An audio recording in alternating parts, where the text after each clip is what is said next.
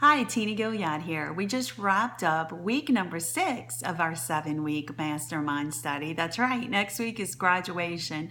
Really exciting. But this week we covered laws 16, 17, and 18. Now, law number 16 happens to be my favorite. It is the law of the big Mo, or momentum. And momentum is a leader's best friend. I love this because I have seen it so often, and I didn't understand what I was seeing until I read the book, The 21 Irrefutable Laws of Leadership by John C. Maxwell. Now I understand, and I love this law. When I think about momentum, I think about when I was a little girl, and my brothers and I would go swimming at my aunt's house, and we would get in the pool, and we would go around the edges of it trying to start a whirlpool. It was always really hard to get that whirlpool started at the beginning, but once we got it going, it carried us. Now, you had to work hard to keep it going, but it wasn't quite as hard to keep it going as it was to get it started. And that's the way things work in the world of leadership with your business or your career goals or whatever it is that you're trying to accomplish in your life. Momentum is the great exaggerator, the great motivator. And so remember to build momentum by doing all of the things that we've learned so far. Surround yourself with like-minded, like-value people in your inner circle. Also, remember that leadership develops daily, not in a day. That was law number 2, the law of process. You have to keep continually working on those processes to build momentum.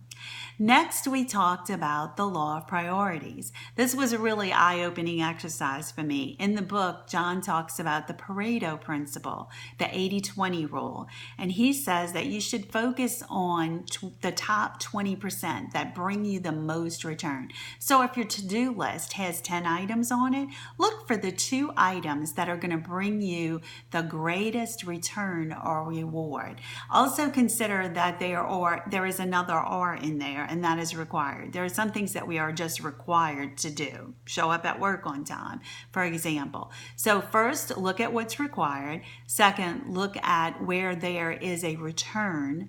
And then third, look at the reward that you reap. Rewards being something more that you are receiving from a personal standpoint. You're enjoying something. You're doing the things you love. So make sure you incorporate the 3 R's when you're making your list of priorities and focus heavily on the things that will bring you the greatest reward and return.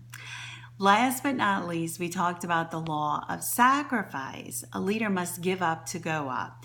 We learned about one great leader who gave the ultimate sacrifice, and that was Martin Luther King, who ultimately gave his life in order to fulfill his dream.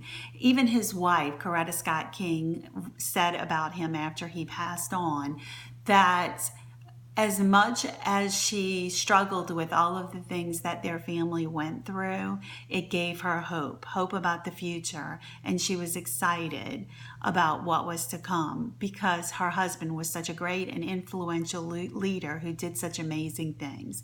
But it took sacrifice, and it takes sacrifice for all of us. Sometimes we have to sacrifice moving to a location that's not necessarily one that we would love to move up in the ladder at work.